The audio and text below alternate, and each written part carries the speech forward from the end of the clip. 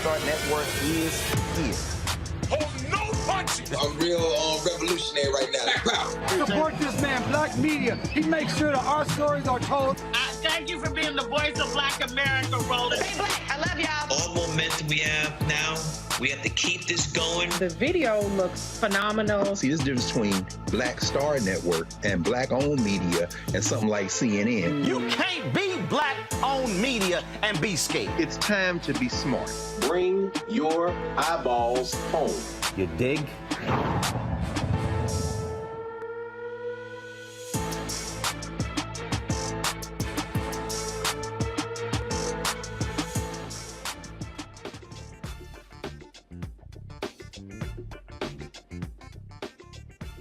It is December the 30th, the last Friday of 2022. Happy New Year, preemptively. I'm attorney Robert Patillo, sitting in for Roland Martin for one last day while he is on vacation. Here's what's coming up tonight on Roland Martin Unfiltered, streaming live on the Black Star Network. We're doing our 2022 year in review. We'll talk to our panel about the #1 stories that we want to remember and want to analyze from 2022, and also do some predictions as to what you're going to see coming up in 2023. Also, before we get to that we're going to be talking to the attorney for the Black Army veteran who was attacked by police officers in Colorado and abused. He's now suing the police department and those officers. We'll talk to his attorney. Also, tonight, in our education segment, we're going to be talking to the officials from the Atlanta University Center who are expanding their engineering program to help provide additional access to students. We want to make sure we cover all the stories and get you ready for the new year. It's time to bring the funk on Roland Martin Unfiltered, streaming live on the Black Star Network. He's got it. Whatever the biz, he's on it. Whatever it is, he's got the scoop, the fact, the find. And when it breaks, he's right on time and it's rolling. Best believe he's knowing. Putting it down from sports to news to politics. With entertainment just for kicks, he's rolling. It's on Go Roll Roll, y'all. It's Roland Martin, yeah. Rolling with Roland now. He's funk, he's fresh, he's real, the best, you know he's Roland Martin now.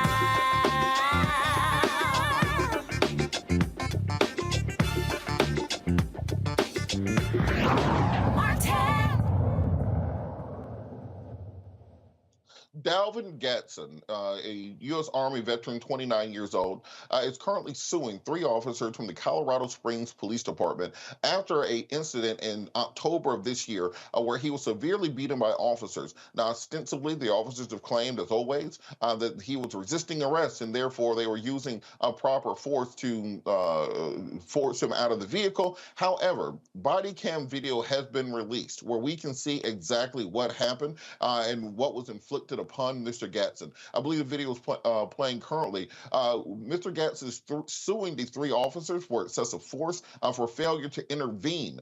We learned in the Derek Chauvin's trial that officers do have an affirmative duty that if another officer is using excessive force to intervene to stop that use of excessive force.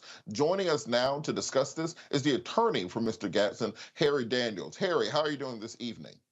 Hey, what's going on, Robert? How you doing, man? Long time. I know, it's interesting because we always talk around these cases around the country of excessive force from police, of police brutality cases. It's as if they have still not gotten the message. Can you talk a little about what exactly happened to Mr. Gadson and what led to this excessive force from police officers? Yeah, Robert, back in October, Mr. Gadson was pulled over for not having his tag properly displayed. The officer approached him on a normal traffic stop and asked for Mr. Gadson's driver's license, which he complied. Subsequently, when he called backup, and once backup responded and came to the scene, they decided they want to do a some type of DUI investigation on Mr. Gadson. Mr. Gadson was not driving, breaking any rules, traffic laws in the state of Colorado.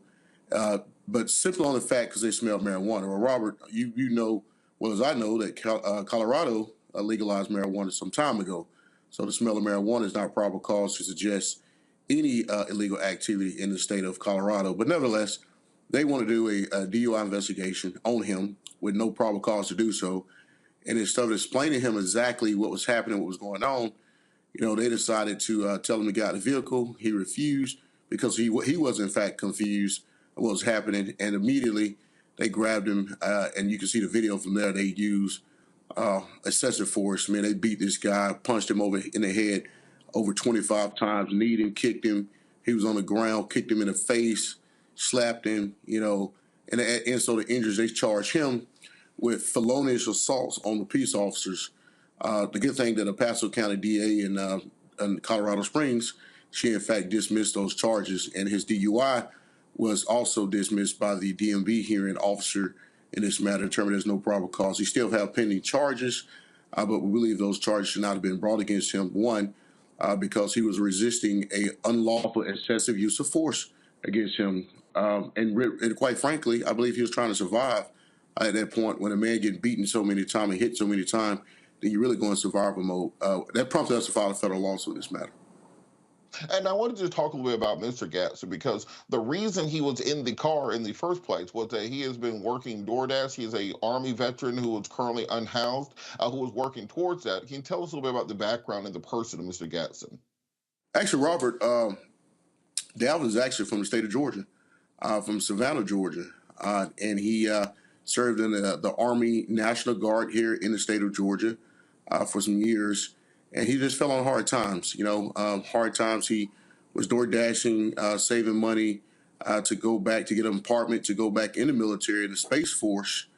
And he was unhoused at the time, but he was working towards that goal. And in fact, the gentleman who was in the car with him at the time, he was giving this guy a ride to work. He got paid him 10 or 20 bucks.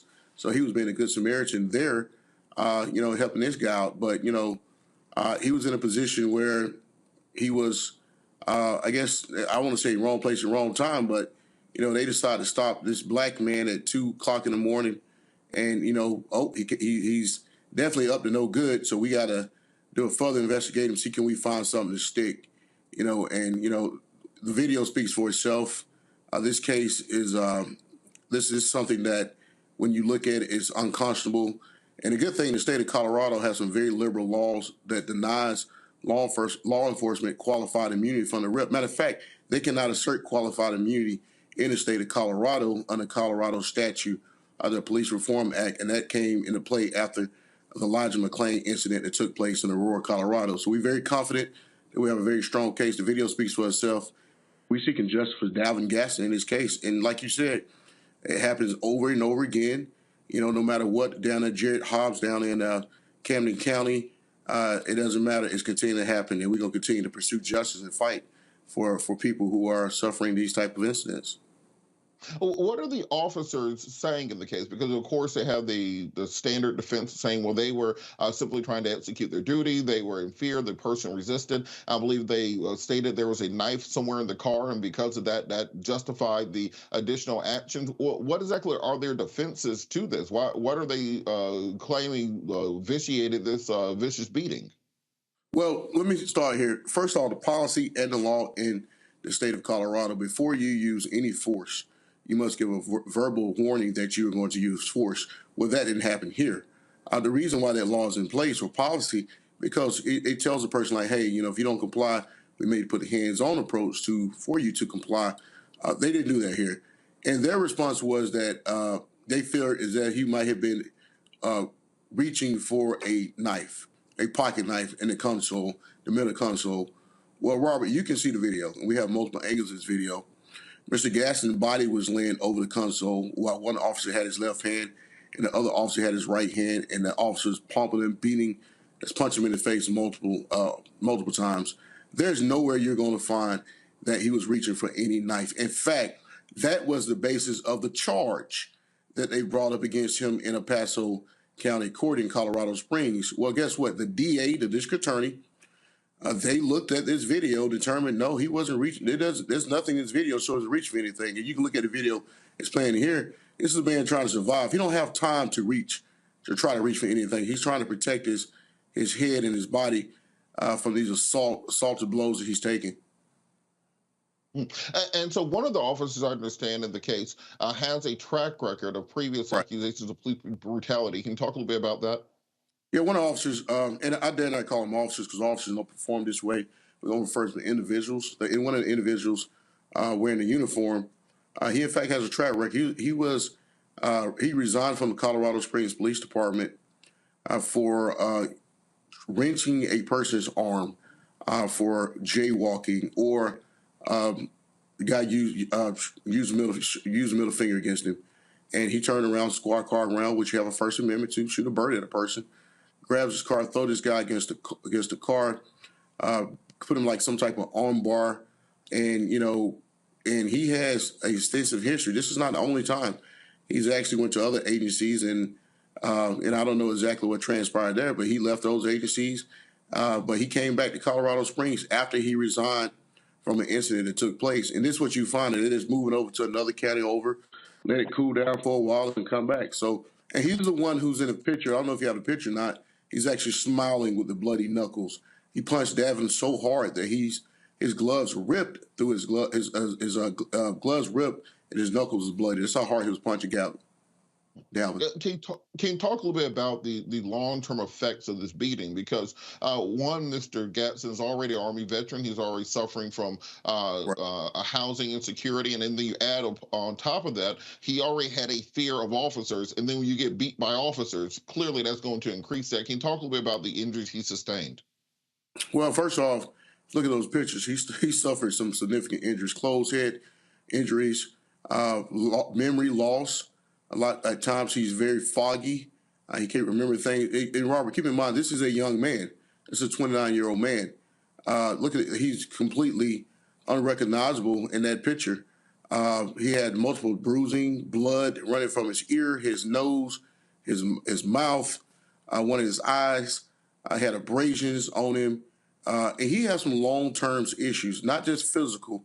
He has some long-term mental issues that's dealing with this post-traumatic stress, and he's currently seeking care providers because, to look at this video and to see these things is one thing, but when he even look at these videos and he immediately breaks down crying, it's very difficult to watch. You can imagine how difficult it is to watch for a person who was actually the person who's getting beaten in this video.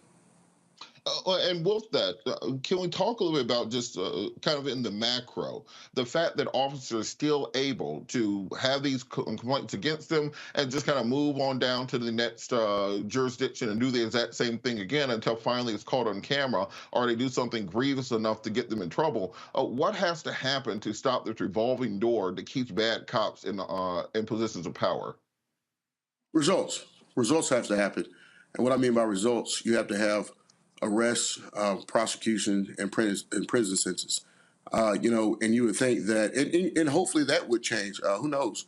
But I know one thing is that, as you can see in Camden County, we had with Jared Hobbs, that the sheriff took him 2.5 months to even address the issue. And once the video came out, the GBI came in within a week, brought criminal charges, felony criminal charges against those officers. Here, I mean, I'm not comparing those cases, but you can see in this video, Mr. Hobbs suffered a very significant beating here. So the district attorney in El Paso County, they have made a statement that they are investigating the matter, I guess, for a view of a criminal look at the officers. We are seeking the Department of Justice review to come in to investigate this matter because these things continue to happen over and over. If you don't get these type of officers off the street, the next thing you know, you have Elijah McClain, you have a march of somebody being shot and killed. And one of these officers, Robert, during the time that Dalvin was being beaten, he actually drew his gun out, drew his weapon. He's already getting beaten by these officers, but he pulled his weapon out and pointed at him. So it could have been a pull of the trigger, and Mr. Gadson have been not here today. So. Well, thank you so much for everything you're doing. Please keep us updated on any developments in the case so we can keep the audience updated. Harry Daniels, attorney for Dalvin Gadson, from talking to us about this case. Thank you so much for joining us, Harry. Thanks, Robert. Good seeing you, bro. Take care. You too. We'll be back after the break for more Roland Martin Unfiltered, streaming live on the Black Star Network. Okay, thanks, bye.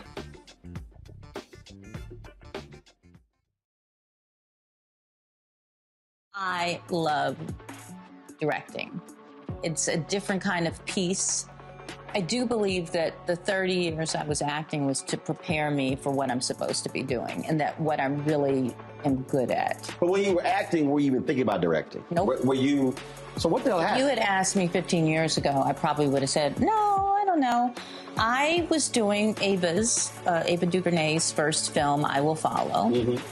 And during that process, I think because it was her first film, maybe She's self-taught. Absolutely. I probably gave too many suggestions. And at some point, Ava said to me, I think you're a director and you don't know it.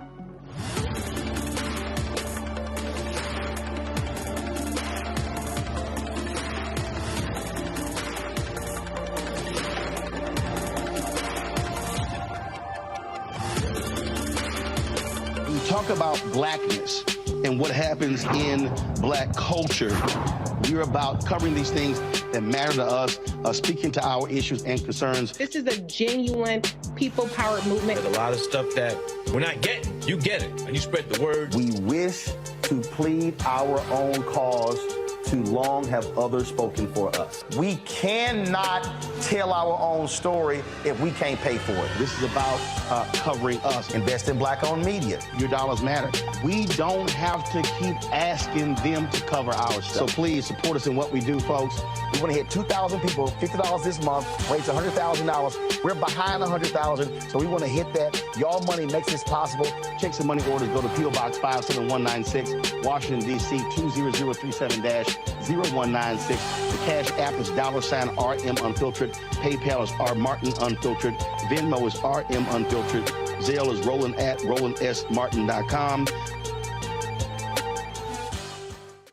This is Judge Mathis. What's going on, everybody? It's your boy Mac Wiles, and you are watching Roland Martin Unfiltered.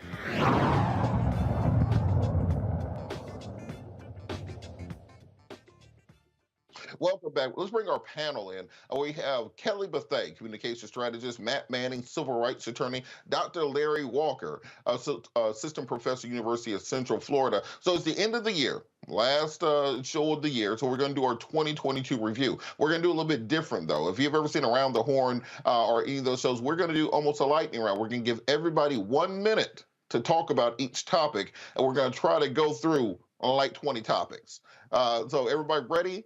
The first thing we're going to start on, of course, is going to be the Will Smith and Chris Rock slap at the Oscars. For those of you who feel like this happened 10 years ago, no, that was earlier this year. At the Oscars, Will Smith, after a joke was made by Chris Rock, went on stage and slapped Chris Rock on live television. Of course, it started an entire social commentary that lasted months on end. We still have not gotten a full resolution. There's a red table talk on it. So I want to get from each of you, why do you think that this slap was so important and reverberated so much nationwide? And why do you think this is one of the biggest stories of the year 2022? We'll start with you, Dr. Larry Walker. So I think it's quite simply, it was a global event. It was live. I'm not sure in terms of, the time delay, but anytime you have anything like that, and listen, in the age of social media, anything that happens is always picked up and then it goes viral. Anytime you have two superstars, recognizable figures, and once again, this was people viewing this throughout the world, and an incident like that no one certainly expected, not Chris Rock. I don't think Will Smith expected to do that even after Chris Rock made the joke. From walking on stage and slapping him in front of a live audience, that is perfect for trending on Twitter, Instagram, etc. And that's what happened. The unfortunate thing is that obviously that evening was also important for Will Smith in terms of Oscar. Questlove also getting Oscar. I also know that I'm from Philadelphia, so it also broke my heart to see Will behave in this manner. And then obviously in terms of social media, people having a conversation about what it means in terms of both of those being black men. But ultimately, Will Smith, what he did was irresponsible. He should have never walked on stage. If he had an issue with Chris Rock, in my opinion, he should have taken up with him some kind of, after party and talked to him and said, listen, I have a problem with what you said about my wife. Let me talk to you about this. Particularly, these guys have known each other for years. So obviously, like I said, it was trending because it was live and we had two superstars and it's a global event. So it's unfortunate it happened. Hopefully, Will Smith can learn from this situation. I know Chris Rock has a special coming up on Netflix in a couple of months. I know that should be interesting. But overall, it should just never have happened. Absolutely. Matt, on that same point, I think there was a big discussion about the fact that this was two black men fulfilling this kind of stereotype of the hyper-masculine, violent black men, even when you have millions of dollars and suits and ties and those other things. What do you think this said to the community? What will be the lasting takeaway that people will get from this controversy? I actually think, Robert, that what people will take away from this controversy is that people of this stature don't get prosecuted for things that happen on film in front of the entire world. I mean, I think a lot of what happened in this case, as it relates to Will Smith in particular, is the way he's been marketed for so many years, is that he's kind of the safe black face, one of the safe black faces in the blockbuster space. So I think, one, that drove a lot of the analysis and a lot of the kind of think pieces behind, we're surprised he's the kind of person who would do this. To extrapolate from that as it relates to two black men, I mean, yeah, I know there are a lot of things that are going to play on those stereotypes, but I think, honestly, that's secondary in this analysis, and it's more people, I think, as Dr. Walker said, of this stature, and that's what's driven that. But I do think one of the things that we have to ask is, why isn't there a prosecution from this? Not that I'm angling for it, but it's very rare that you have crimes happen on, TV in live time, and that nothing comes of it. And I think that's a better question, frankly, as we see lack of prosecution as it relates to highly statured people, including our former president. The question becomes, why is there another class of people that evades the same responsibility that you and I would be held to? So I think that's one of the questions that comes from it. And as it relates to both of them, I think their stature is what's driven a lot of the analysis and coverage. Yeah, I think one of the questions people had at the time was if Will Smith had slapped Jerry Seinfeld, they would have taken him out of there in handcuffs. But because it was Chris Rock, for some reason, it ended up being, those just two black men fighting it out. I guess that's what they do. And they turned into an entire social controversy there.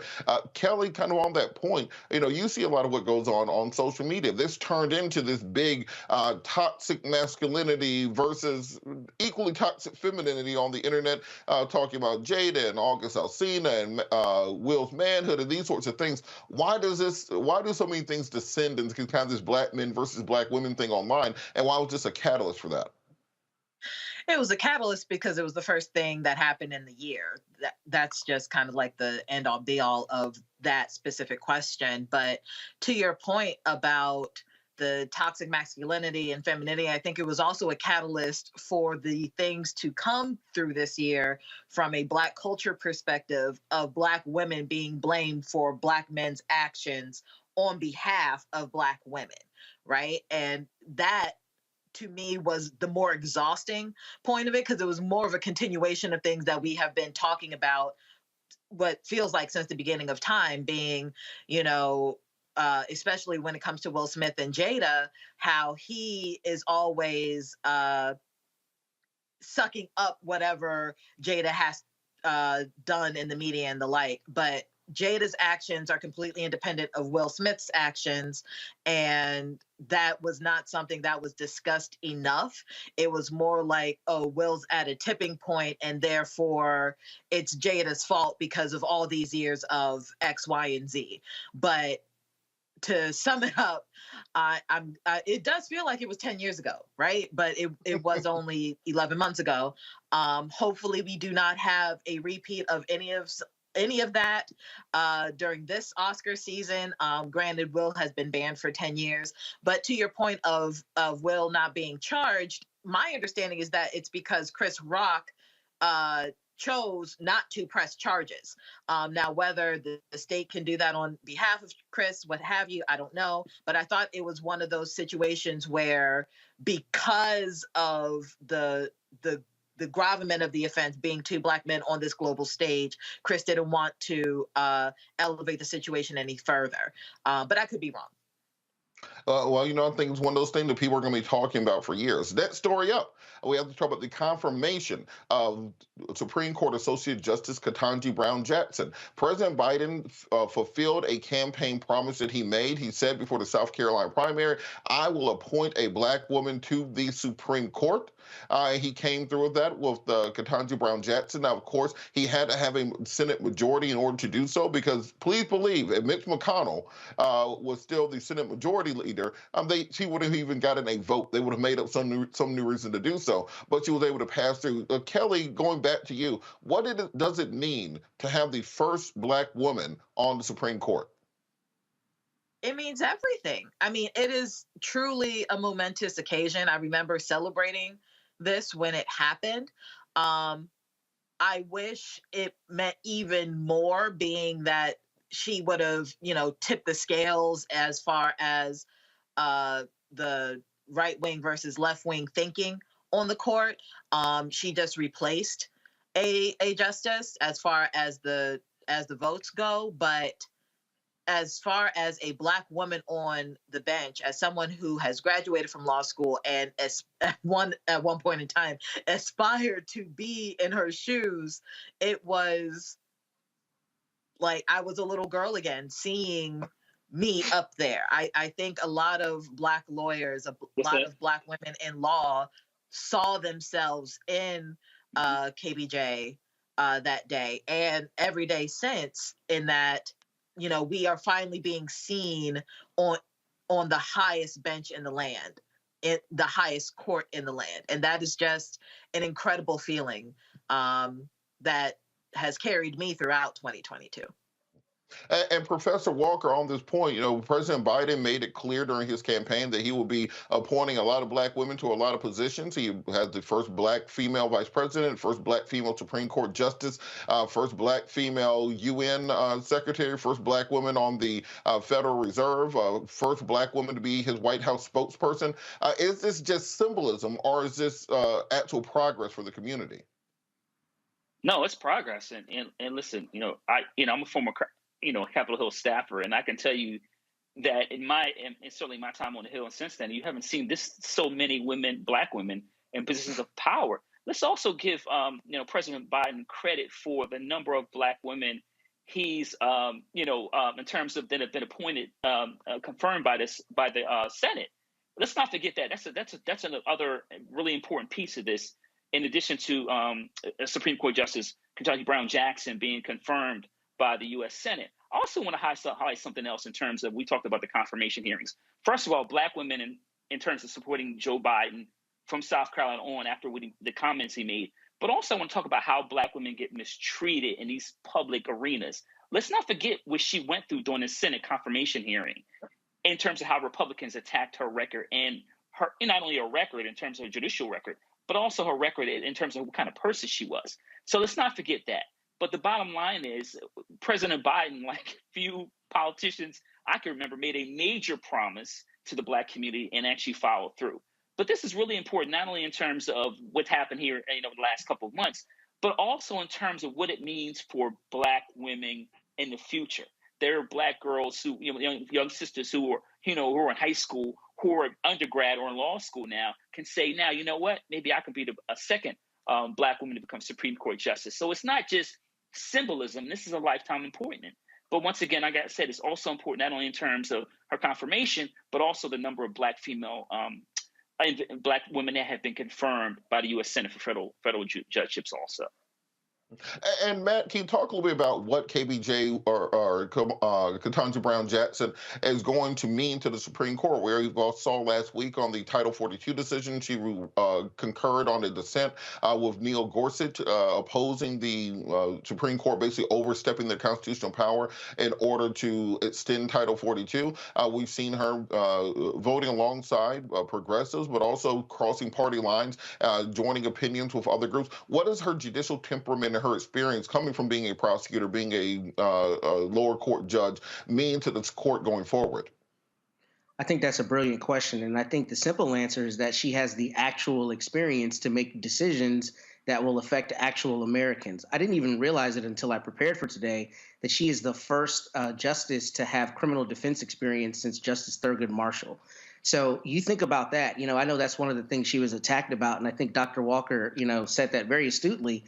She was attacked in these confirmation hearings, but it's really absurd that we don't have more justices who have stood next to someone and fought for their constitutional rights, fought for their freedom. I mean, that's a very honorable thing to do. It's something I've done in my career for almost 10 years. And I think it's very important. I think the average American does not consider that the way your rights are, protected and the way your rights are championed is when you have somebody standing next to you acting as a criminal defense attorney, at least in that regard. And for her to have been in that space is crucially important, because when a challenge comes up before her, she will remember what it's actually like to have, your rights tested in court and to require the state to meet the burden of proof. So I think that's important. And I think the larger principle with that is that she's actually been in the trenches. That's what frustrated me so much about her confirmation, is that so much of what we hear is just, talking points. I mean, it doesn't matter what school you go to. She went to Harvard. She's incredibly credentialed, incredibly experienced, and they still attacked her record as though she's not considerably more experienced than people like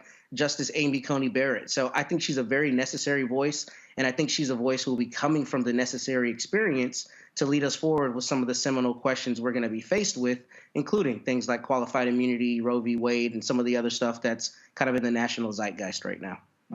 Absolutely. I think that her appointment is going to be basically a moment that unites people around this idea of having folks on the Supreme Court who are not just academics, people who have just written papers and written books, went directly from law school to faculty to author to being on the court. We need some people who actually know what it's like to be a lawyer. We're going to keep our year in review going after the break. You're watching Roland Martin Unfiltered, streaming live on the Black Star Network. We'll be back after the break.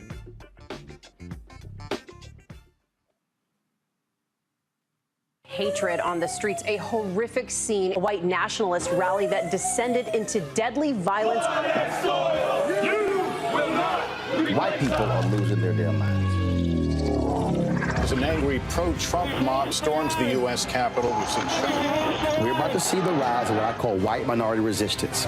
We have seen white folks in this country who simply cannot tolerate black folks voting. I think what we're seeing is the inevitable result of violent denial. This is part of American history. Every time that people of color have made progress, whether real or symbolic, there has been what Carol Anderson at Emory University calls white rage as a backlash. This is the rise of the Proud Boys and the Boogaloo Boys. America, there's going to be more of this. Here's all the Proud Boys, guys. This country is getting increasingly racist in its behaviors and its attitudes because of the fear of white people. The fear that they're taking our jobs, they're taking our resources, they're taking our women. This is white fear.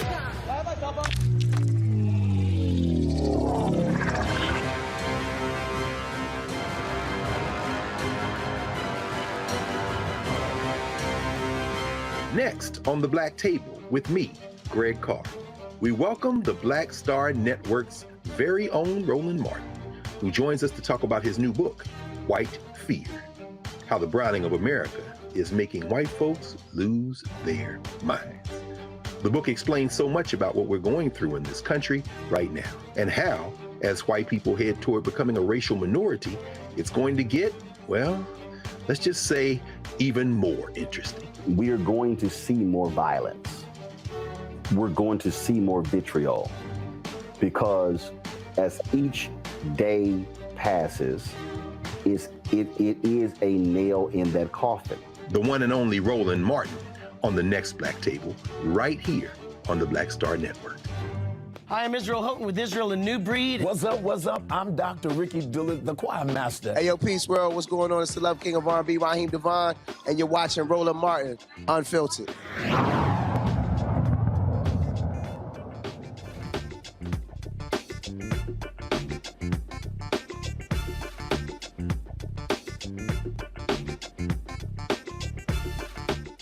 We are doing the 2022 year in review with our panel. We're doing hustle time, so we're doing about a minute per person per topic, get through as many of these topics as possible. And then we got to talk about the Trump crime spree of 2022. As you know, there are active investigations against President Trump in Fulton County, Georgia, where he's accused of election interference for trying to pressure the Secretary of State, Brad Raffensperger, to throw the election in his favor. He's under investigation in New York for the Trump Organization and their business dealings. He's under investigation for January 6th and his involvement with that being a criminal referral to the Justice Department. He's under investigation for the Mar-a-Lago documents, where a special prosecutor has been set up to determine whether or not he violated the Espionage Act by keeping classified information in Mar-a-Lago. But the question is, will any of these finally get Trump? Seems like we have a new thing that's going to get Trump every 6 months. And just like Frank Underwood in House of Cards, he always makes his way out. So, Matt, I'm going to start with you. Which of these investigations is most likely to finally get Trump?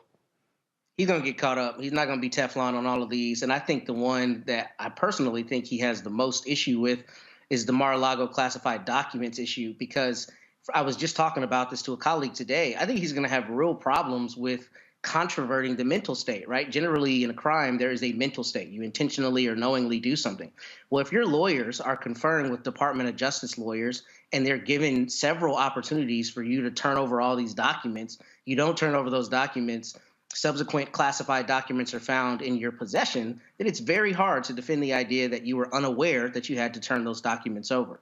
As to all the other charges, I think some of them are going to stick. I think really what you're looking at, though, is a psychological question of whether juries are going to be willing to convict, and whether prosecutors will really be willing to go forward with charges. I know we've talked about that ad nauseum on the show, but I think as it relates to those that you've delineated, I especially think he's got problems with the Mar-a-Lago investigation.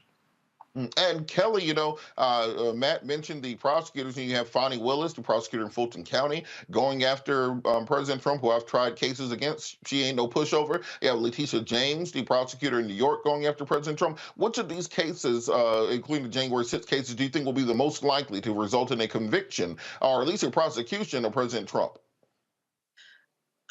I mean, I feel like all of them have enough evidence for conviction. The fact of the matter is, I think which one is, I think it's really whoever's on first. When it comes to the New York cases, though, I think because from what I recall,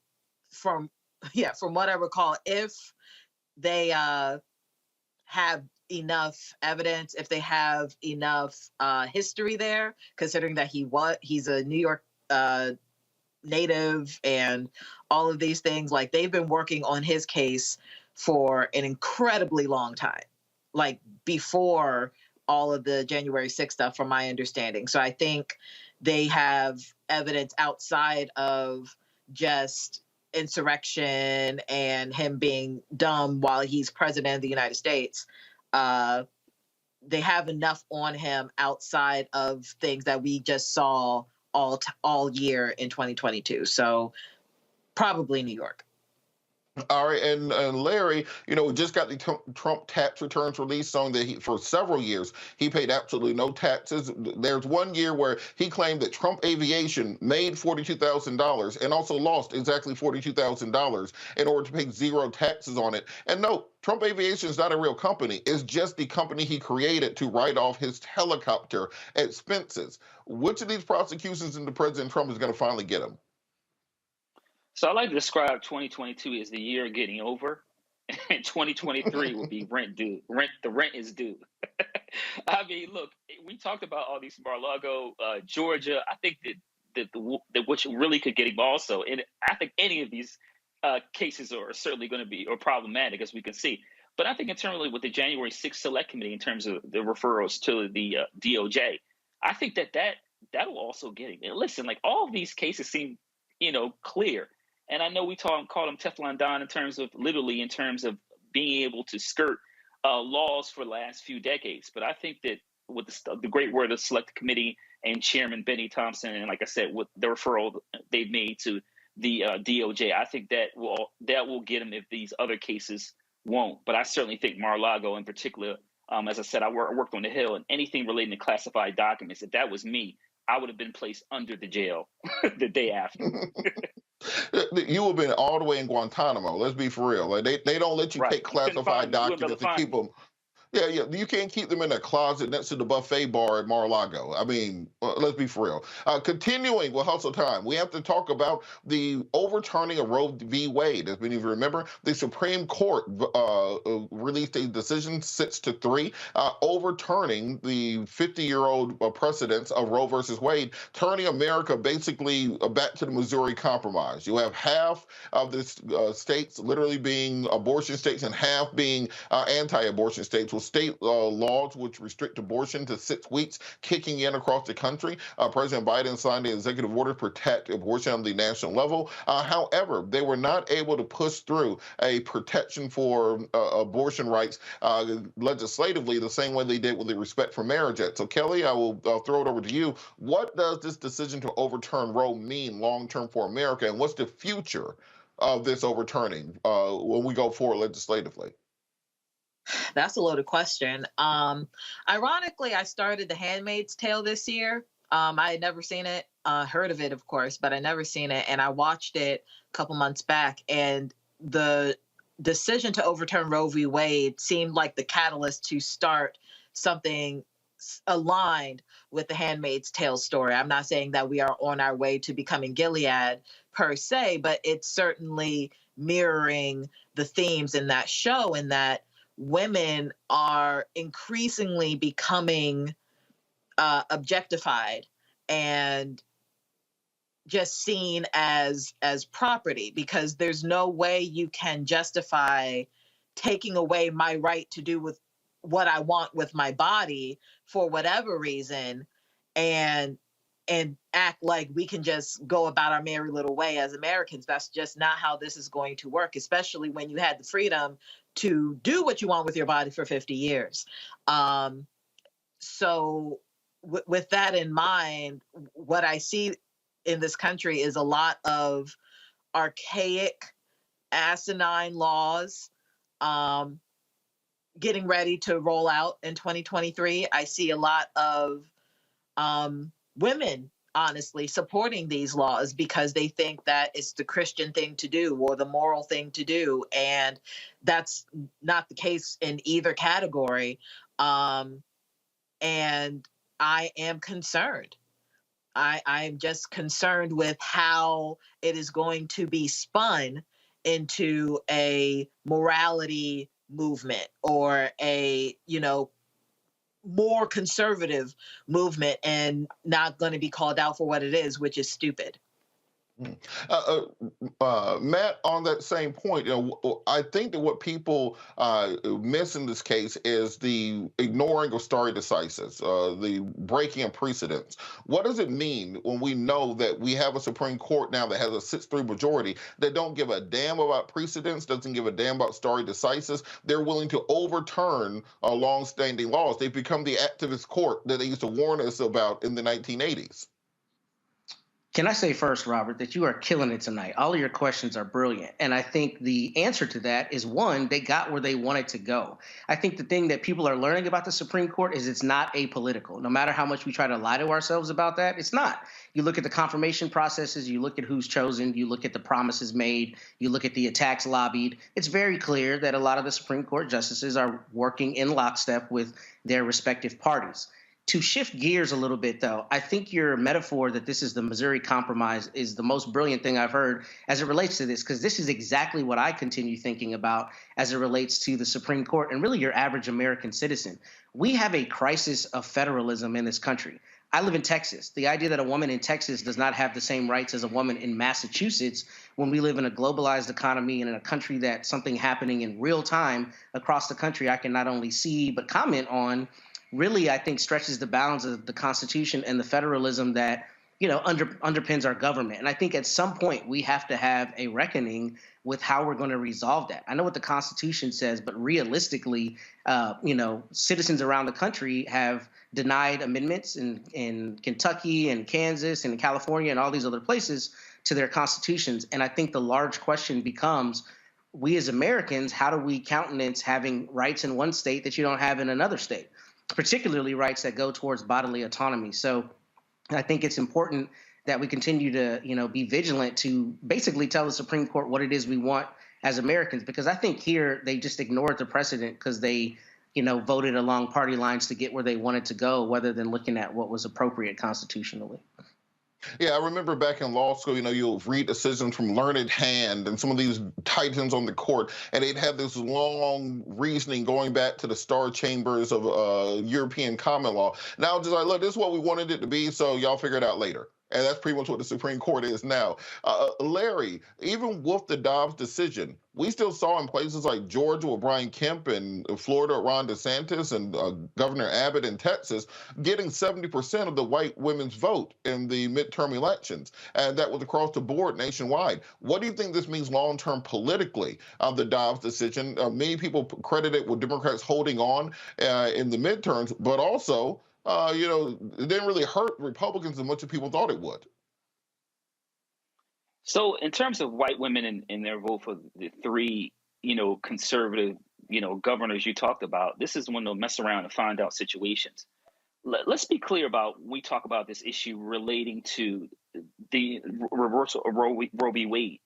This was decades in the making. This is not. It certainly be shocking any legal experts, anyone with policy backgrounds in terms of following how the Federal Society has been creating a pipeline of judges to get us, and the Republican Party has been, working together to make sure we got to this kind of their Supreme Court decision Super Bowl, so to speak.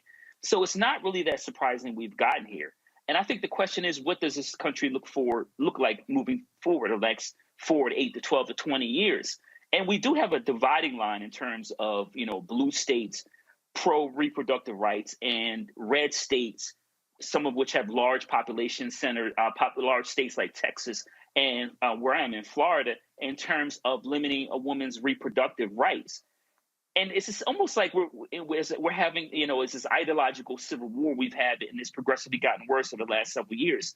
But I really don't, I'm curious to me to see what happens, like I said, over the next several years in terms of, do we continue to see red states prosecute individuals that women that try to go to blue states and get an abortion? And what happens in those blue states? How do they push back? But I want to circle back around your point about white women and the percentages you highlighted. It reminds me of a song by Public Enemy called Fear of a Black Planet. And let's be clear about this decision and what it means for neoconservative religious conservatives. It is about maintaining a certain population and power balance. That's all it is about. It's not about fairness and equity. It's certainly not about what the majority wants. It is about demographic change and power and control. And so over the next several years, like I said, it'll be really interesting to see if some white women who have voted in the way you just described wake up now that their rights have been infringed on. But I wouldn't bet on it. Well, look, for millennials, we ain't having kids, and that's what this is really about, white people wanting to have more children. For millennials, dogs are the new children, plants are the new dogs, and children are just like this exotic thing that only rich people can afford. I don't understand how y'all have them. Last story before the break, I'm going to do super hustle time, 30 seconds each. Walker versus Warnock. Why was this race still so dang close that it went to a runoff? It was still less than a point. Matt, I'm going to start with you. Why the hell was this race so close between Walker and Warnock? Because people are stupid, and they were, I think, frankly, and they were, either blinded by celebrity or they were allowing Herschel Walker to be pimped by the Republican Party. I mean, he clearly was not qualified, and the fact that this was as close as it is should set off alarm bells. I know you're there in Georgia, but I mean, to me, it's just absurd that it was ever this close, especially when you see a candidate who's out espousing ideas that are directly contrary to his own, life experience. I think it's extremely problematic, and it's concerning for me going forward. I'm glad Warnock won, but I don't know how Herschel Walker was ever really in the race for this Senate seat. And Kelly, Herschel Walker threw a pregnant white woman down a flight of stairs and still got 70% of the white woman vote. What does it mean? What does it tell us about what America really views when it comes to women, that they will take a serial woman beater and still nearly elect him to the Senate? Well, this is what I was talking about previously, about how women are increasingly becoming less of a human in people's eyes and more as an object, as an incubator for children, as a thing, like, I don't know if you remember the show My Wife and Kids, but just using the titles like My Wife and Kids, like we are property. We are something to behold, but not something to respect. And that's one aspect of it. But more pointedly, it really just goes to show how much people want to preserve the power that they have, to keep the power that they have, that they are willing to forego morals, they are willing to forego laws, they are willing to do whatever it takes to keep the modicum of power that they have. And they don't even care who is the face of that power, so long as the power still is within their reach. I don't think anybody particularly cared for Walker. I don't think that white people liked Walker. I think that behind the scenes that they were kind of pissed off that a black man was representing the Republican Party in Georgia, because no one saw that on their 2022 bingo card or any bingo card for any year pertaining to the state of Georgia and their politics. However, because they are so gung-ho about keeping power, they said, screw it, and just put their eggs in that basket and let them fall where they may. Thankfully, they ended up with egg on their face, because who needs Walker as a senator for any state, let alone Georgia? And Larry, you know, if you look at Warnock, he's won 4 elections in 2 years in a red state of Georgia, a state where Brian Kemp beat Stacey Abrams by 8 points. You're bordering Florida, you're bordering North Carolina, where Sarah Beasley had a very close race. Val Demings had a close race there in Florida. Should Warnock be seen as a front runner if Biden does run in 2024? Well, Biden's running in 2024. There's no doubt about that. But his future in national politics, absolutely. He's charismatic. Like you said, he carried obviously no one ever expected a few years ago he would be able to carry Georgia. So certainly he has a national profile, has a bright future. But let's temper it a bit when it comes to 2024. I know we're going to hear enough of those conversations about President Biden, but as I said, my alpha brother, Senator Warnock, does have a bright future. All right, we're going to keep this conversation going after the break with our year in review. You're watching Roland Martin Unfiltered, streaming live on the Black Star Network.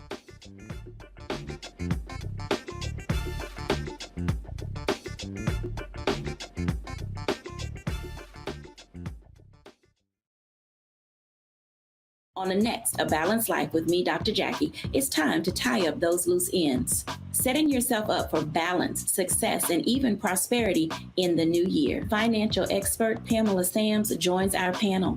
She will give us a checklist of things that we need to do before the calendar turns. We develop our money mindset by the age of 6.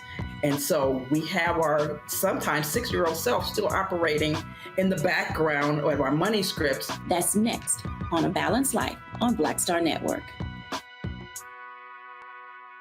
I'm Deborah Owens, America's Wealth Coach, and my new show, Get Wealthy, focuses on the things that your financial advisor and bank isn't telling you, but you absolutely need to know.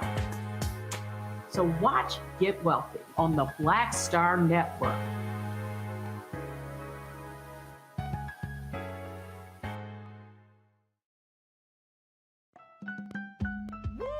We're all impacted by the culture, whether we know it or not. From politics to music and entertainment, it's a huge part of our lives, and we're going to talk about it every day right here on The Culture with me, Faraji Muhammad, only on the Black Star Network.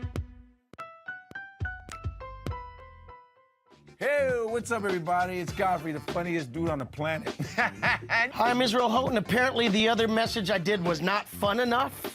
So this is fun. You are watching Roland Martin, my man, Unfiltered.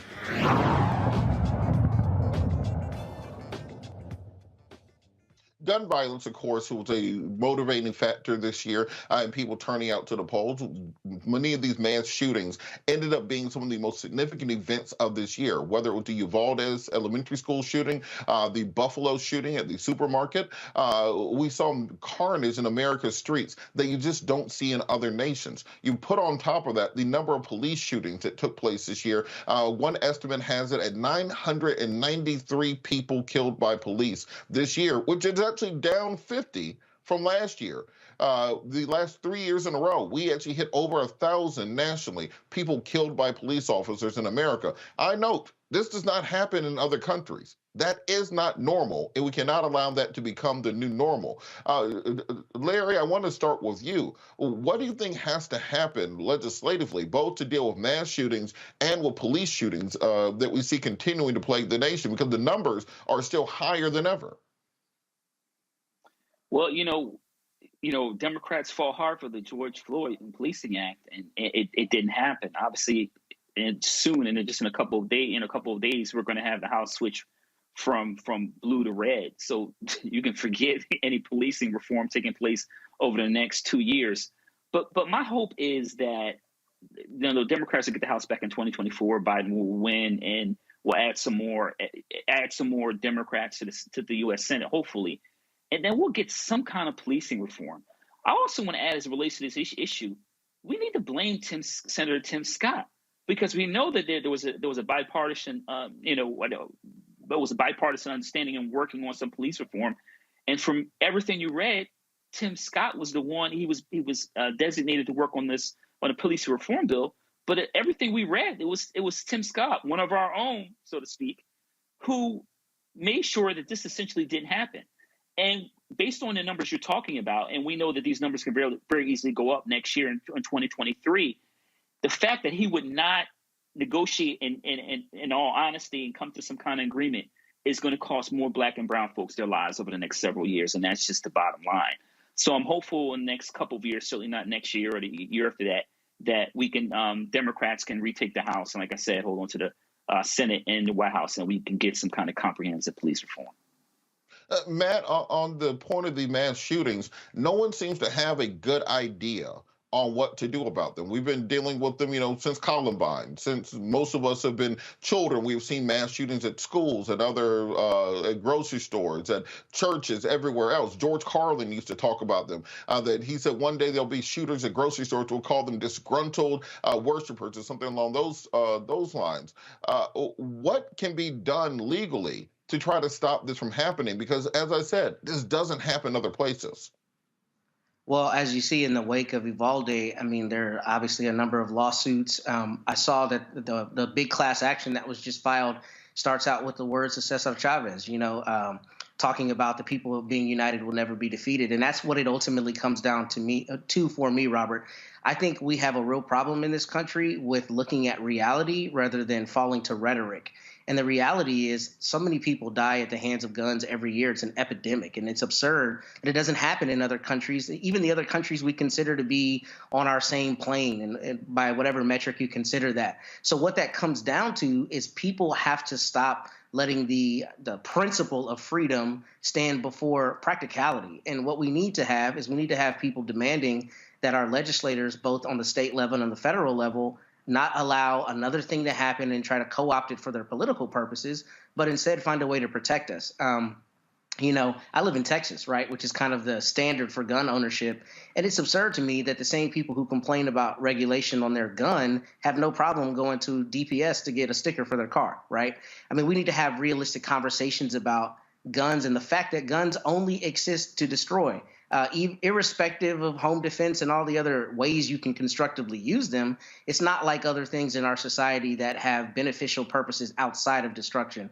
So I say all that to say is the problem is we've allowed the NRA and all these interest groups and rhetoric to control solving this problem rather than people we put in the position to solve the problem.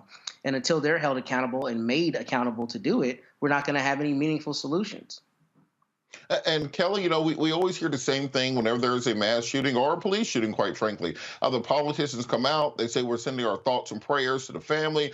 We hope that we can work together on an agreement. But at the end of the day, nothing happens on either front. What has to happen for something to actually happen?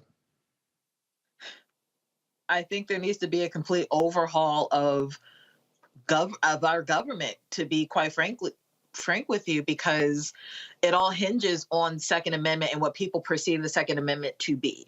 We are like, if the people who have studied it and, really understand that the Second Amendment was really about militia and not just having a gun in your home. Like, that argument is neither here nor there anymore. Everybody has a reason to have a gun. Everybody has a reason to not have a gun. The fact of the matter is we are in a culture that glorifies violence, and that is inherently American. And until you get to the root of that, this is going to continue to happen. You can't change a culture per se with simply legislation. It needs to be a complete overhaul. And I'm not trying to be like some anarchist and be like, down with America. But if you're going to be real about this, if you really want to change something that is inherent to the culture of a country, you're going to have to change the culture of the country. How do you do that? You kind of change the country. I don't know how to do that outside of a revolution. I'm open for notes and pointers, but until that come to Jesus moment, that reckoning happens, we are going to continue having this. It is unfortunate. It is sad. It is heartbreaking, but unfortunately, it is what it is. You know, it's interesting to me that these same people who talk about freedom and liberty are unwilling to do anything about the police, government agents, killing 1,000 people a year. That doesn't sound like freedom. That sounds like big government. That sounds like tyranny to me, and something has to be done about it. We're going to talk more about this after the break as we keep our year in review going. You're watching Roland Martin Unfiltered, streaming live on the Black Star Network.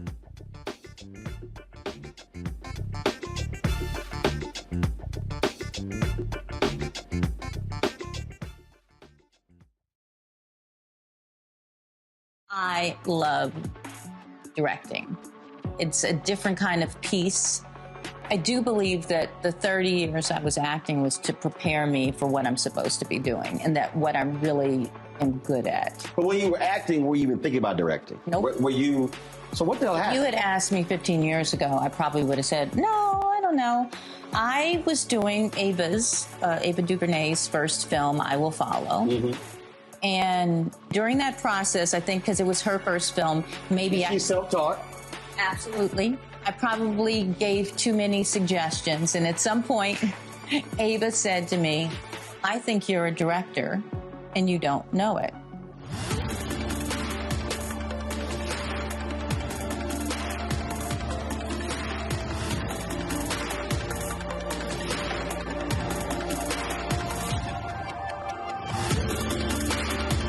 When you talk about blackness and what happens in black culture, we're about covering these things that matter to us, speaking to our issues and concerns. This is a genuine people-powered movement. There's a lot of stuff that we're not getting. You get it, and you spread the word. We wish to plead our own cause.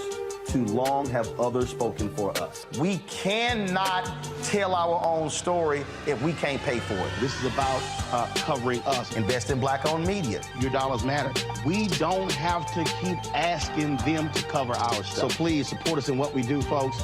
We want to hit 2,000 people, $50 this month, raise $100,000. We're behind 100,000, so we want to hit that. Y'all money makes this possible.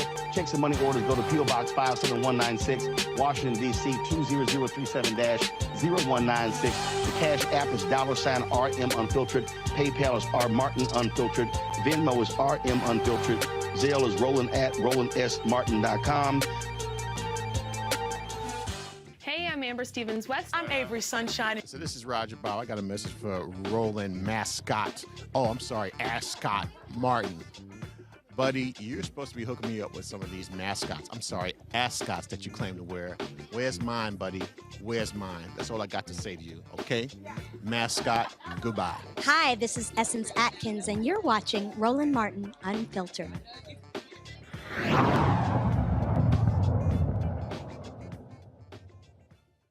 Many people who made significant marks on the world became our ancestors in the year 2022. In memoriam, we take a look at those who have left us in this year.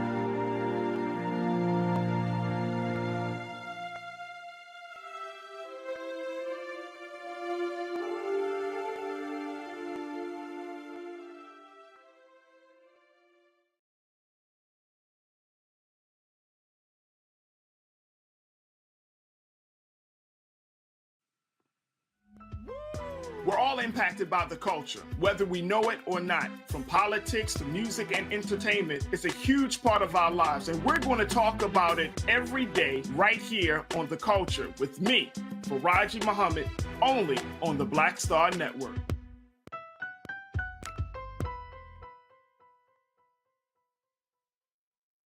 Next on The Black Table with me, Greg Carr, we welcome the Black Star Network's very own Roland Martin, who joins us to talk about his new book, White Fear, How the Browning of America is Making White Folks Lose Their Minds. The book explains so much about what we're going through in this country right now, and how, as white people head toward becoming a racial minority, it's going to get, well, let's just say, even more interesting. We are going to see more violence. We're going to see more vitriol, because as each day passes, it is a nail in that coffin. The one and only Roland Martin on the next Black Table, right here on the Black Star Network. When you talk about blackness and what happens in black culture, we're about covering these things that matter to us, speaking to our issues and concerns. This is a genuine people-powered movement. There's a lot of stuff that we're not getting. You get it, and you spread the word. We wish to plead our own cause. Too long have others spoken for us. We cannot tell our own story if we can't pay for it. This is about covering us. Invest in black-owned media. Your dollars matter. We don't have to keep asking them to cover our stuff. So please support us in what we do, folks. We want to hit 2,000 people, $50 this month, raise $100,000. We're behind 100,000, so we want to hit that. Y'all money makes this possible. Checks and money orders go to P.O. Box 57196, Washington, D.C. 20037-0196. The Cash App is $RM Unfiltered. PayPal is R Martin Unfiltered. Venmo is RM Unfiltered. Zelle is Roland at RolandSMartin.com.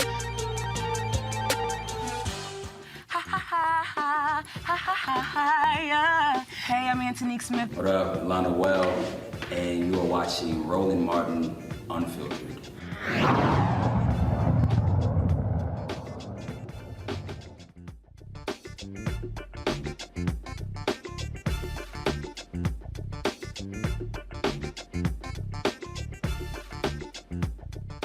A stern remembrance of those who have transitioned from this earthly plane to join our ancestors in eternity.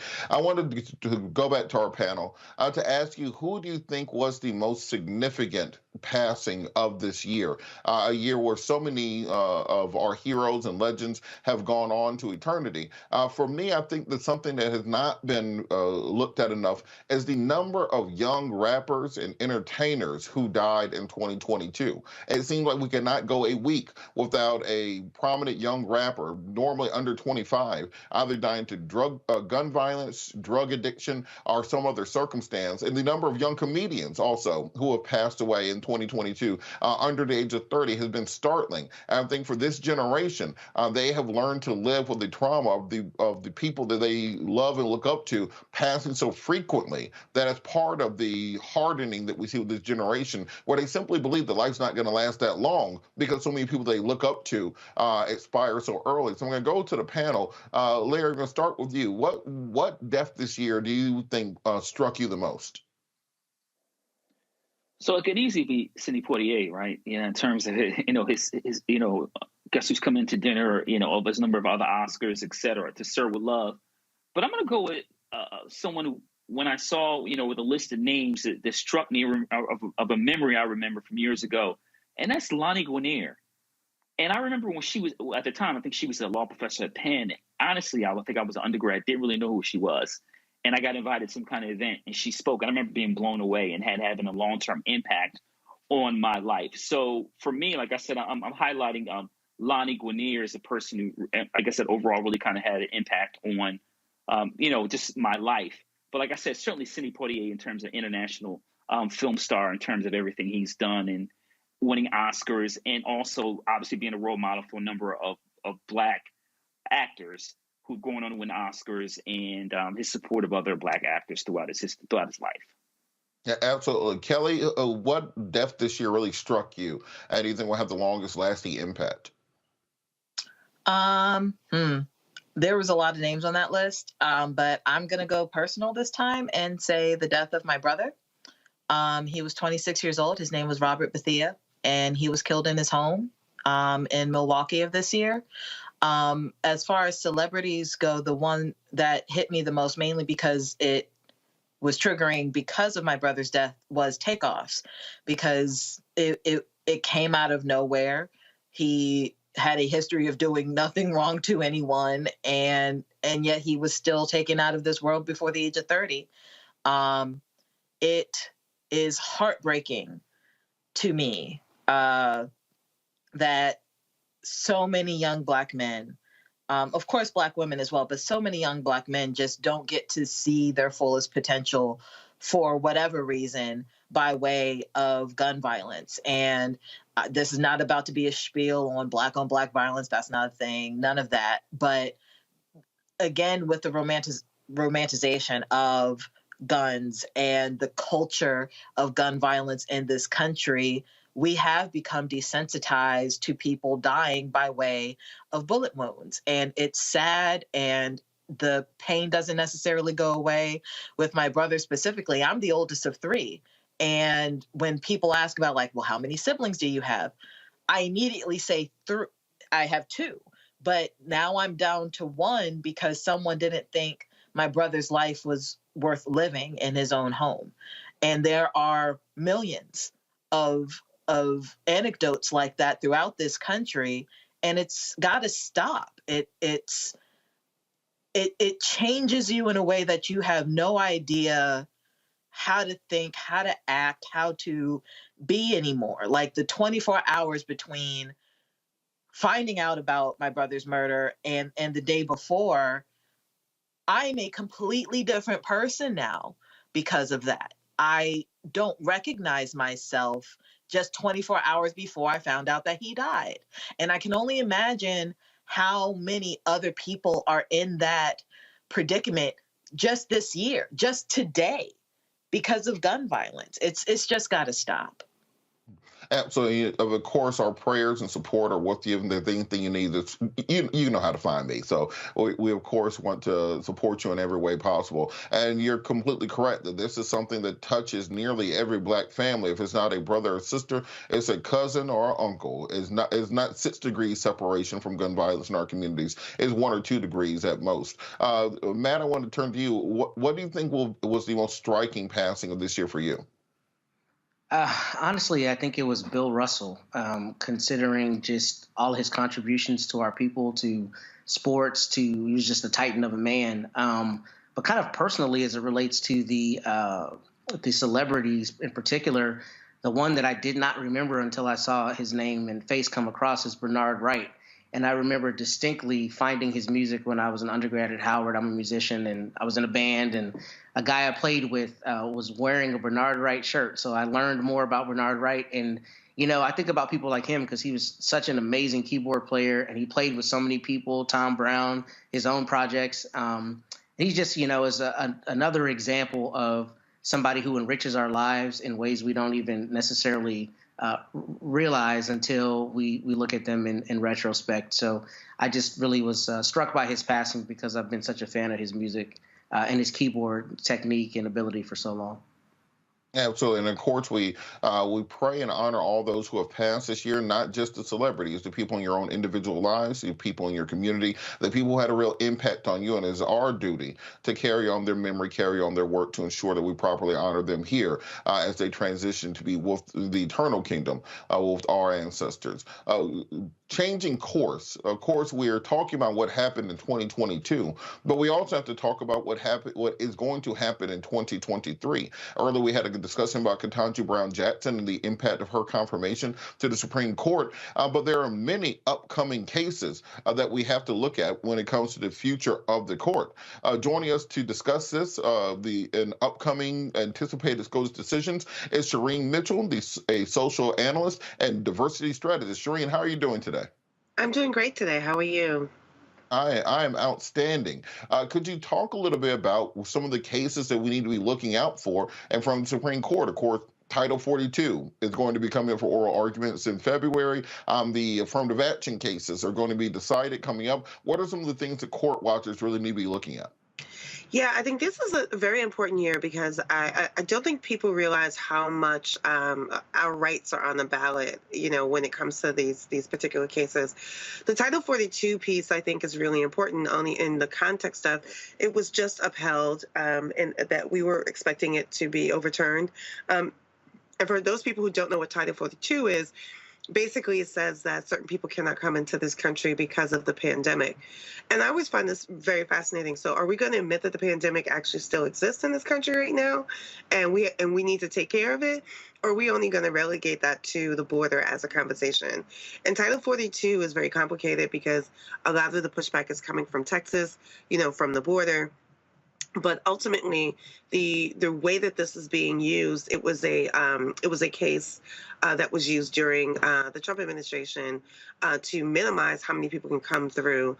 And I just find that case, which is going to happen in February, going to be a very telling case about which version of this country that we believe we live in. Because if we're still going to say that immigrants are the only ones that bring, diseases or problems in this country, then we're also making a very, very distinct statement. And right now, people are still dying from some of the worst respiratory diseases that we have seen in quite some time in this country.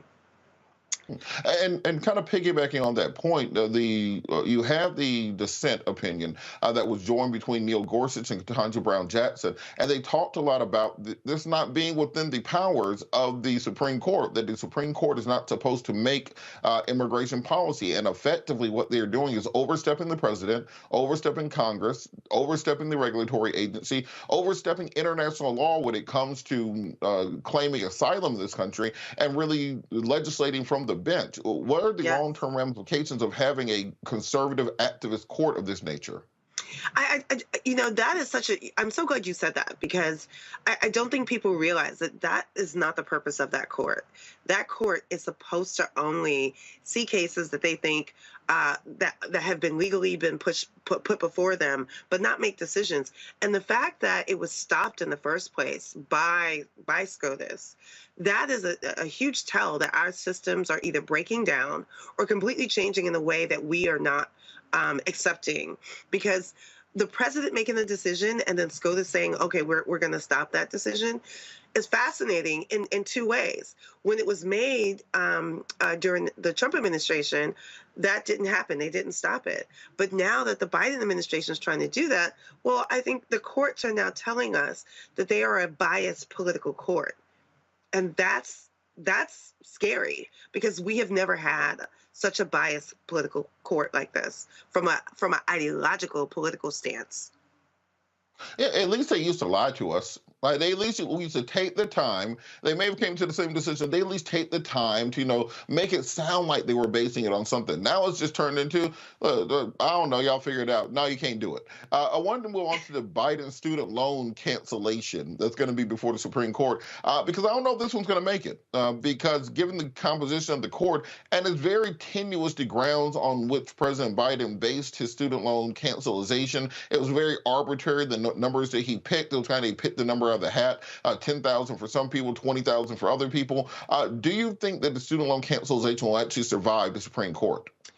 This one's actually very tricky, because I don't think people realize that the student debt that he's trying to forgive is from the Department of Education.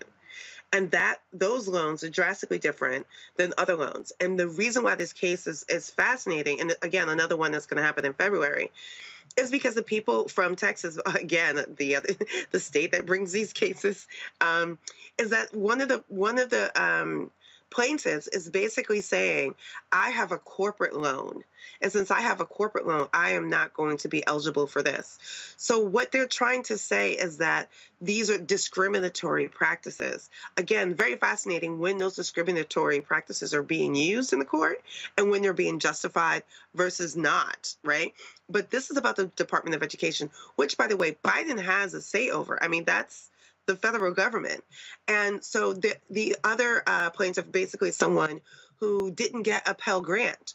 So now we're actually going into class discrimination or divisions.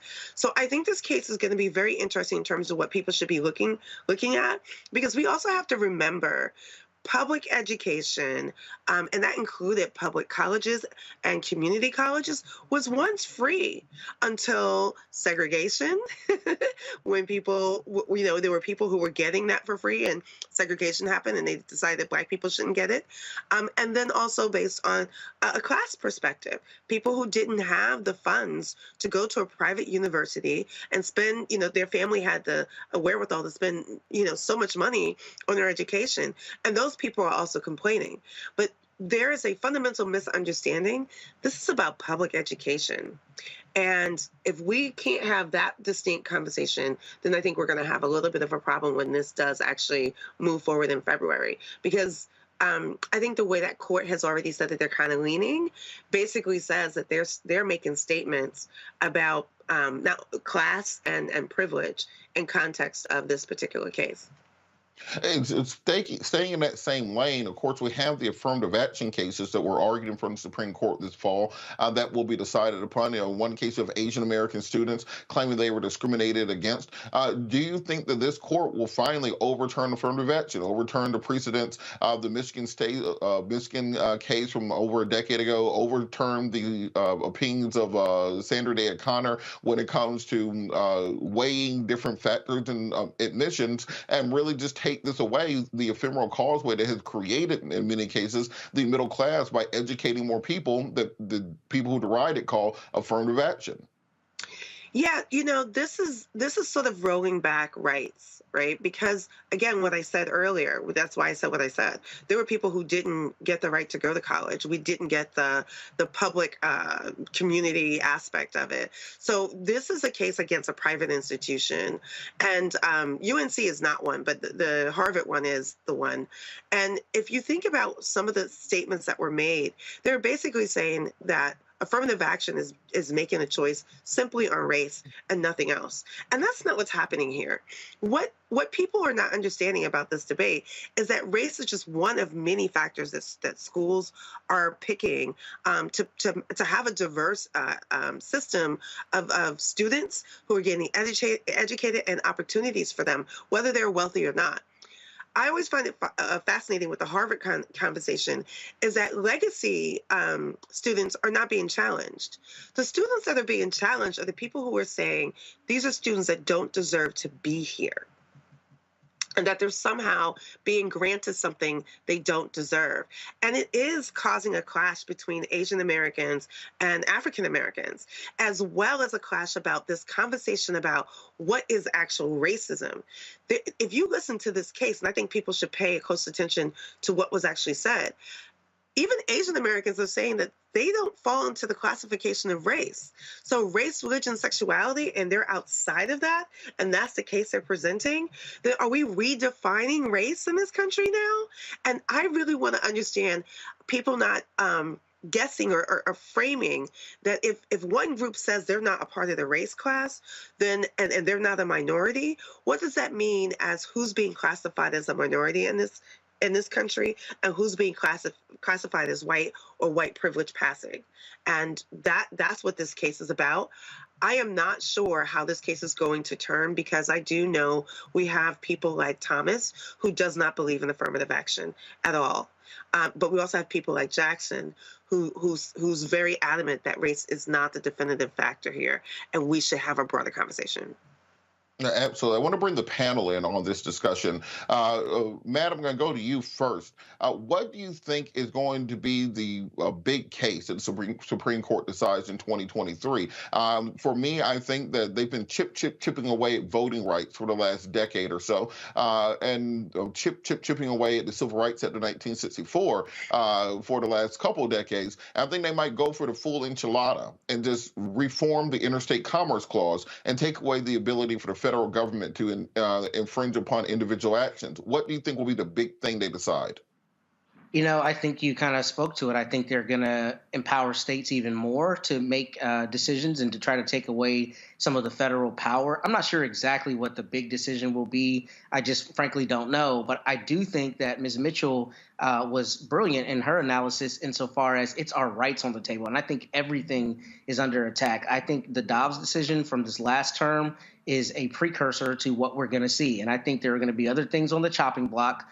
And I think it's really going to require us as Americans to have an existential conversation as to what we're going to allow. Look, every time I come on the show, I tell people that they work for us. We don't work for them. So it's absurd that we have 9 people who are acting as gatekeepers. You can tell I argue for a living, right? Acting as gatekeepers in Washington, D.C., telling me that I can no longer be an American fully in the ways I've been able to my 36 years on this planet. It's absurd.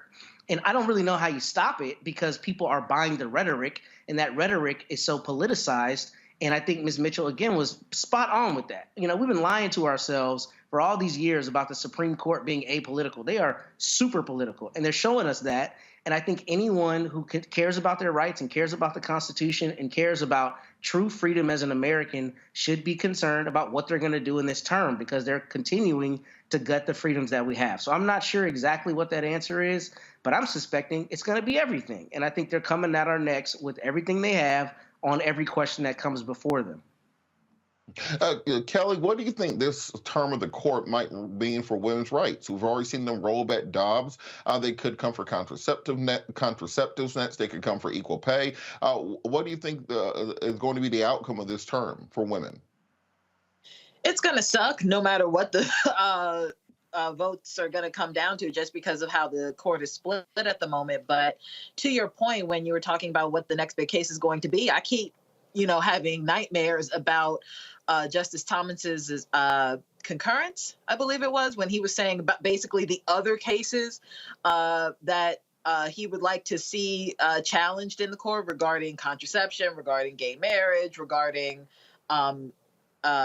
it was like everything except loving, because that would actually affect his personal marriage. All of it is at stake at this point. And that is what I'm most concerned about. It's not just women, although I am a woman, I am gravely concerned. A lot of this has to do with every aspect of who I am as a person. I keep going back to, I don't think it's coming up in the Supreme Court per se, but with this affirmative action case, I really do feel like, as the previous panelists talked about, we're going to have a question of what exactly is race in this country? What is Black? What is white? And that kind of came up a little bit last month in Louisiana regarding voting rights and who would be considered a Black person, right? So with the affirmative action case, even though it's not necessarily pertaining to voting rights, some of that language might be pulled and talked about in other cases pertaining to voting rights, pertaining to race and the like. So I'm worried about it all.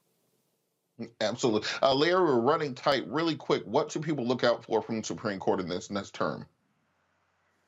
The fact that the Supreme Court will continue to move as far right as you can. And the bottom line is the justices don't care because they have a lifetime appointment. And I'll just leave it at that. You're right about that. Thank you so much, Ms. Mitchell, for joining us. We're going to take a quick break here on Roland Martin Unfiltered, streaming live on the Black Star Network. We'll be right back.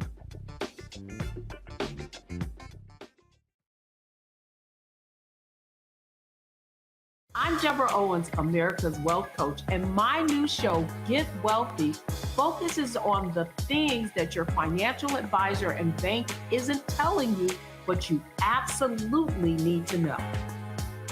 So watch Get Wealthy on the Black Star Network.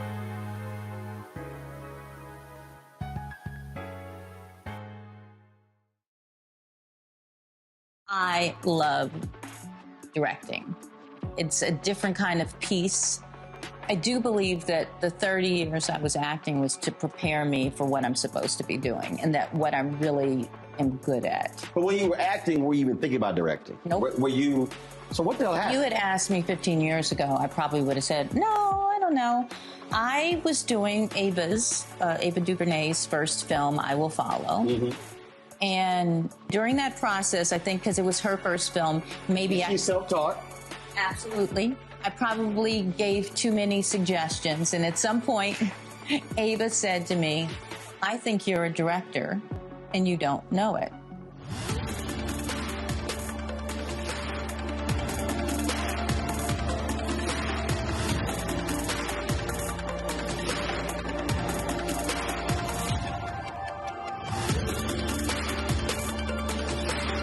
Hatred on the streets, a horrific scene, a white nationalist rally that descended into deadly violence. White people are losing their damn minds. As an angry pro-Trump mob storms the U.S. Capitol, we've seen shooting. We're about to see the rise of what I call white minority resistance. We have seen white folks in this country who simply cannot tolerate black folks voting. I think what we're seeing is the inevitable result of violent denial. This is part of American history. Every time that people of color have made progress, whether real or symbolic, there has been what Carol Anderson at Emory University calls white rage as a backlash. This is the rise of the Proud Boys and the Boogaloo Boys. America, there's going to be more of this. Here's all the Proud Boys, guys. This country is getting increasingly racist in its behaviors and its attitudes because of the fear of white people. The fear that they're taking our jobs, they're taking our resources, they're taking our women. This is white fear.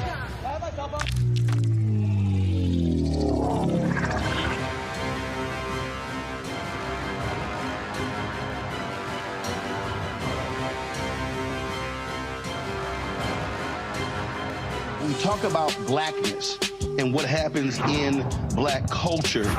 We're about covering these things that matter to us, speaking to our issues and concerns. This is a genuine people-powered movement. There's a lot of stuff that we're not getting. You get it, and you spread the word. We wish to plead our own cause. Too long have others spoken for us. We cannot tell our own story if we can't pay for it. This is about covering us. Invest in black-owned media. Your dollars matter. We don't have to keep asking them to cover our stuff. So please support us in what we do, folks. We want to hit 2,000 people, $50 this month, raise $100,000. We're behind 100,000, so we want to hit that. Y'all money makes this possible. Checks and money orders go to P.O. Box 57196, Washington, D.C. 20037-0196. The Cash App is $RM Unfiltered. PayPal is R Martin Unfiltered. Venmo is RM Unfiltered. Zelle is Roland at RolandSMartin.com. Next on the Black Table with me, Greg Carr, we welcome the Black Star Network's very own Roland Martin, who joins us to talk about his new book, White Fear: How the Browning of America is Making White Folks Lose Their Minds.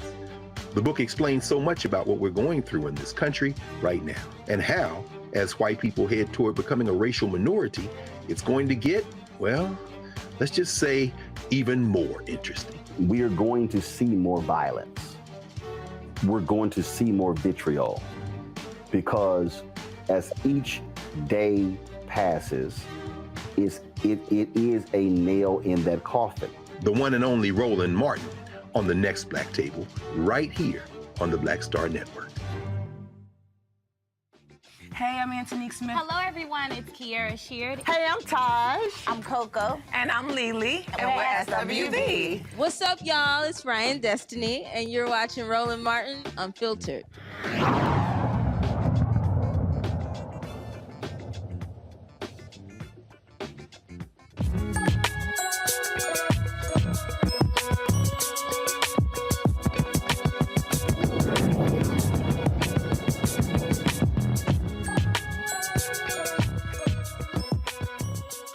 In today's Education Matters, only about 3% of engineers nationally are African American.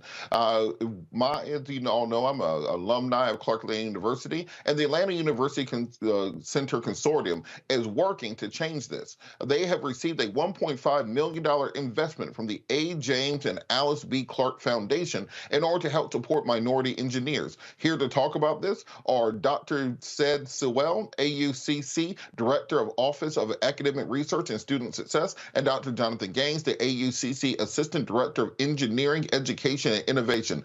Gentlemen, thank you so much for joining us to talk about this outstanding news. Dr. Sewell, can you talk a little bit about this grant that's been received and how it will be used to increase the number of African American engineers? Well, let me just say thank you for allowing us to come and talk about the work we've been doing. As you know, for the last 54 years, the Atlanta University Center Consortium and the dual degree engineering program, which is the first of its kind in the nation, has been helping to increase the number of African-American males, African-American females in the field of engineering. 54 years ago, there were roughly 500 African-American engineers in the nation. Today, there are roughly 85,000. And though that sounds very impressive, that is less than 3% of the total population of engineers. And so we are committed to helping to increase the number. So since we started this work 54 years ago through the AUC Dual Degree Engineering Program, we have produced over 4,000 students who are now engineers, one of which is Dr. Jonathan Gaines, who you will meet shortly, who is joining us. But the Institute for Dual Degree Engineering Advancement was conceived to help other private liberal arts institutions to think about building out a dual degree engineering program using the best practices of the AUC. And so we're so excited that the Clark Foundation has invested in this program, this institute, to help us to build out this program. We will be creating makerspace for students, experiential learning for students, as well as convening various liberal arts colleges, minorities serving throughout the nation, to share our best practices that we've been doing for the last 54 years. And so we're excited that the $1.5 million is just a step in that direction. We're hoping to use this as a seed for a $4.1 million capital campaign to build out this institute on the AUC campus. And so we're excited about the commitment from the foundation.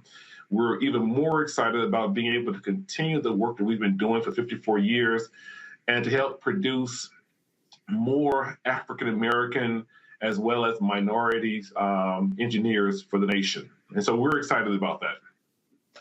And staying with you before we bring Dr. Gaines into the conversation, can you talk a little bit about the $4 million capital campaign and building out this this engineering center? You know, where is it going to be located at on the campus? What are going to be the goals of this? And how can people help get involved in this capital campaign to start contributing now? Well, as you know, February is World Engineering Day, World Engineering Month. And so we're hoping to launch this campaign in February. We're looking for all minority engineers to support this campaign because it's the first of its kind. This is a national hub for engineering, for minority engineers. And so Dr. Gay will talk more about the overall goals of the Institute, but for the first time, this is a leading institute to help build out and help grow more minority engineers for the country. And as you know, engineering is an area where there's great need for diversity. However, unfortunately, it has not seen the diversity as it should over the last plus years. And so we're excited about being able to help advance that for our country and the field of engineering. All right, and Dr. Gaines, it's a great place to bring you in. I was just going to say, Dr. Gaines, is a great place to bring you in. I want you to talk a little bit about what the goals and ideas behind the Institute will be. Absolutely. So Institute for Dual Degree Engineering Advancement, or IDEA, it really has 4 outcomes. The outcomes are increased innovation for our students, increased diversity and understanding engineering identity, how that plays a role in really kind of helping our students understand the value of their diversity to the field of engineering. The third outcome is increased engagement. And so being able to really involve our students and increase their opportunities on campus. And then the last one is increased achievement for our students. And so the 4 outcomes really are a way for us to increase the engagement in advanced dual degree engineering broadly on a national scale. So we're going to really research these outcomes, be able to really bring about solid and advancement for our students. And so this is a labor of love for me because, as Dr. Sewell mentioned, I'm a product of the program. And so it really came back to make a difference, really impact the students, really to help them realize their dreams and realize what their goals are for the field of engineering. Absolutely. And kind of selfishly, is there any way we can have a Steagles built inside of the Institute? Now, we haven't had that on campus in a while now. You know, you need that wings on wheat around 2, 3 o'clock in the morning. Just a suggestion, putting that out there. Want to bring the panel in. We have Dr. Walker. I want to give you an opportunity to ask a question of our guest. Yeah, congratulations. I know this is a critically important issue. You mentioned the 3%. And I had, I guess, 2 questions. The first question is, in terms of getting this money and what you're as you build out, what percentages or numbers have you, in terms of what you said we were looking to increase by as it relates to Black or minoritized students? That's the first question. And the second question is, you know, some of the institutions we talk about here, Morehouse, Spelman, you know, in terms of the overall cost into members of the Black community, if they don't got a lot of financial aid, may be difficult. What do you, when you come to talk to students, recruiting students about the 3+2 program, what are you saying about how we can help you out with cost and, you know, make sure you don't have too much debt? So those are my 2 questions. So let me just jump in there first with the second question first. As you know, the dual degree is a 3+2 program. Students will go to the one of the 3 AUC schools, be it Clark Atlanta University, Morehouse College, or Spelman College for 3 years, then transfer to one of the 9 partnering schools, be it Georgia Tech, which is our signature campus, or University of Michigan, or A&T, North Carolina A&T, or even Auburn University. But more so than that, we support students financially. Many of our students, as you know, these schools are very expensive. Morehouse is very expensive. As a graduate, as well as a graduate of Clark Atlanta University, these schools are very expensive. So we use resources to help augment their financial need. And so we provide, through the dual degree engineering program, money to help move them through the program. We're hoping to continue to do this with the Institute, as well as to build upon the opportunities to provide these students with experiential learning. So they'll be able to have the experience of a maker space, for example, to be able to work across campuses, to work on projects, on various design opportunities for these students. This is the idea of building this building so that these students have a space for them to focus on their craft and to hone their overall skills. And so we're excited about that. To your first question, you know, the AUC has been doing this work for 54 years. We're now just expanding on what we've been doing since the beginning. As you may know, this AUC dual degree engineering program is the first of its kind in the nation. Founded in 1969, when there were no dual degree engineering programs on either a Black or white campus, we were able to start this program. And for the last 50+ years, we have been helping to produce for the nation African-American engineers. And so as you see, Dr. Gaines is just one, but we have some stellar alums, one of which is Ted Colbert, who is the CEO is the president of Boeing Defense. And so he's just one of our many alums that are doing extremely well. We're hoping to build upon that type of legacy and to produce even more through the Institute. Absolutely. Attorney Manning, did you have a question? First, congratulations to y'all on not only the continuation of the program, but the influx of money. And what I was kind of interested in is how, if at all, is the Institute leveraging the national need right now for your infrastructure, right? I mean, obviously, we have crumbling bridges and stuff around the country, so presumably we need more civil engineers, mechanical, as we kind of go forward with technology. So how is the Institute leveraging that, and are there any plans to work with the government, maybe in a formalized capacity, to create a pipeline? What are your goals in that respect? I think you want to talk about that a little bit? Yeah, sure. There are a lot of opportunities for partnerships. I think one of the strengths of our program is that we have all these great engineering partners. And so we have ability to send our students to these partner institutions, and they can leverage a lot of resources and really work on really the problems that are, we know they're interdisciplinary, that are really kind of center what we need to be working on as a society. I also want to touch on the previous question in regard to how are we going to increase the numbers.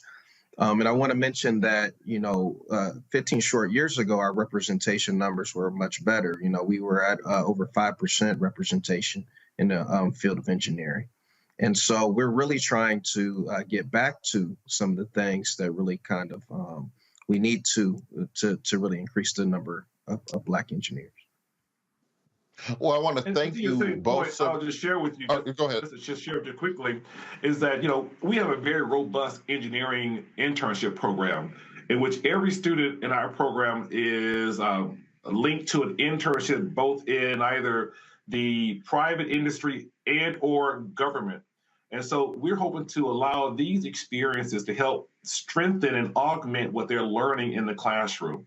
So when they leave the program after 3 years or after 5 years with the overall experience, they leave with the experience of understanding what it really means to be an engineer. And so, again, we're excited about this investment through the Clark Foundation. We're looking forward to all the great work that will come out of the Institute. We're happy to have Dr. Gaines to join us as we're helping to build this work. And so we're asking all of our colleagues throughout the nation, alumni, both at our institutions as well as throughout the country, please reach out to us. We'll love to have you to be a part of this great work that we're doing.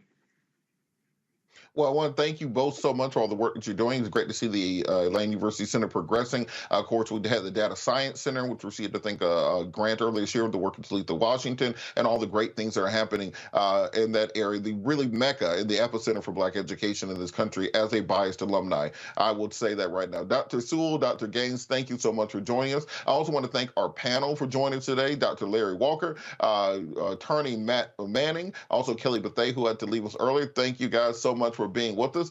Make sure that you like and subscribe and share. We're trying to get 1,000 likes on the video and want to make sure that this thing goes viral so we can show that Black folks really do have an appetite for real Black news on Black media. We're also going to be acknowledging the Bring the Funk fan club, so you'll see that scrolling on your screen. I have to thank Roland Martin for letting me keep his seat warm. Got to thank the control room for holding it down to the ones and twos and making sure that all these things look like they're running smoothly. And I have to thank you, the viewers, for listening to us throughout this week. Without you, I'm just a crazy person talking into a microphone. Follow me on all social media at Robert Patillo. And as I say, it's to end every show in the words of Gil Scott-Heron, no matter the consequences that are fierce to grip your senses, you got to hold on to your dreams. Hold on to your dreams, America. Holla!